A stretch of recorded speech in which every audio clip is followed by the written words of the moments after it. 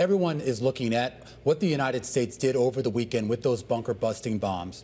Everyone is looking right now at what, at least at the moment, seems to be a symbolic retaliatory attack by Iran.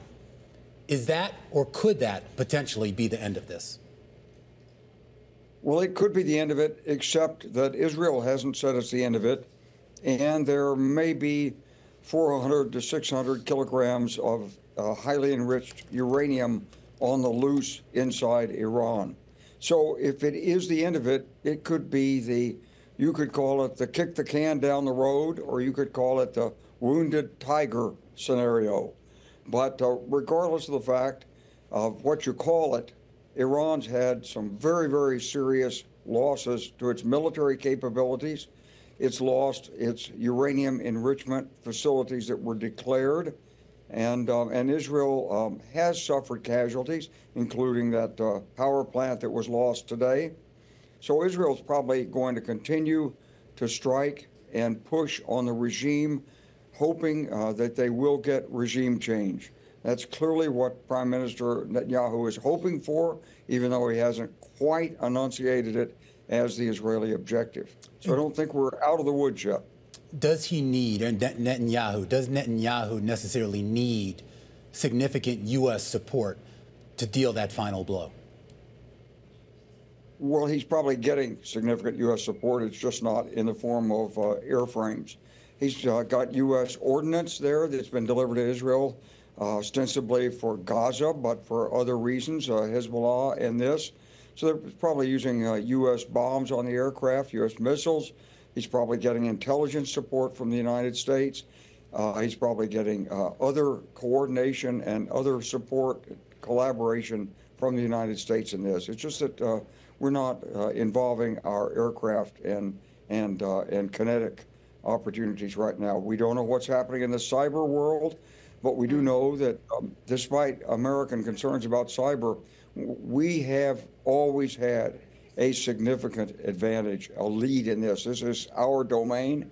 So I suspect that we're really hammering the Iranians' ability to communicate, but we may never know that. General, we keep getting headlines about airspace being shut down, or airlines, for example, ceasing operations. Air India is the latest for the east coast of North America and Europe. Is that SOP for situations like this? It is SOP. I mean, you don't want air traffic caught in the middle of this, so they are going to be cautious. Israeli airspace has been closed for some time. Obviously, Iranian airspace is closed. Qatar airspace was closed on a warning from Iran. So far as we know, other airspace in the Gulf has been open, but if the United States were to take seriously what Iran has done and go back and strike, we'd be telling these nations also to close their airspace, because we'd probably be using some of it. The way the markets interpreted Iran's actions today was that it wasn't the worst case scenario. You've been equities at a high, you have oil dropping, et cetera. What does it tell you? What did Iran's reaction say to you? You know, Iran did sort of the minimum they could do, and the market kind of anticipated that.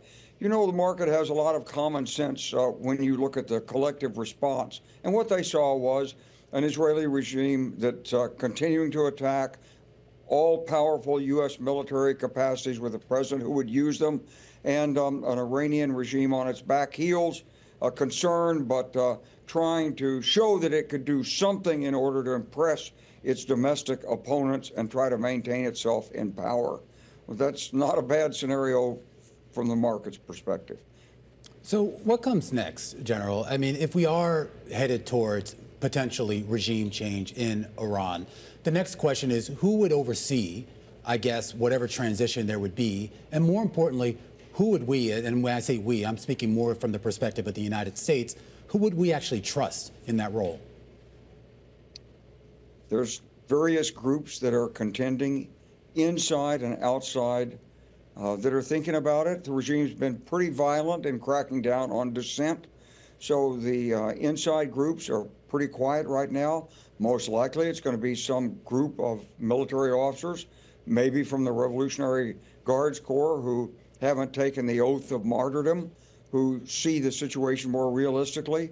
but that doesn't necessarily mean it's in our favor. And so this is a problem with regime change. You don't really know what's going to happen.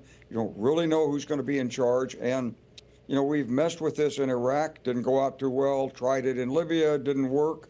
The only time it's really worked is when we knew we had a respected national political leadership in Kosovo under Ibrahim Rugova with the Liberal Democratic Party. He was someone who could come in after the Serbs left and people would coalesce around him and recognize democracy was coming. There's not that leadership present, so far as we know, in Iran right now. So it'll be a difficult transition if it is a transition.